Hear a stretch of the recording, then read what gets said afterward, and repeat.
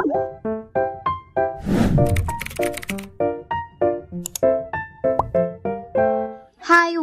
welcome back to my YouTube channel, and for today's tutorial, I will be teaching you on how to see saved photos on Instagram o kung saan nga ba natin makikita yung mga sinave photos natin sa Instagram.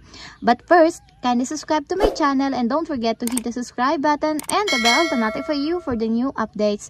And if you want to learn more, just keep on watching and let's start. So for today's video, gagamit tayo ng Instagram application. So i-open na natin. So, pag-open ng inyong Instagram application, pumunta agad kayo dun sa inyong mismong profile or timeline ng inyong Instagram. Then, after nun, click nyo lang tong 3 horizontal lines na nandito sa upper right corner ng inyong screen. Then, may magpa-pop up na option. Click nyo lang yung save.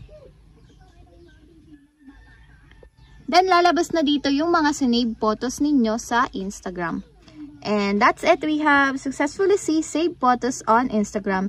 If you have a question, kindly comment down below and don't forget to hit the subscribe button and the bell to notify you for the new updates. And thank you for watching.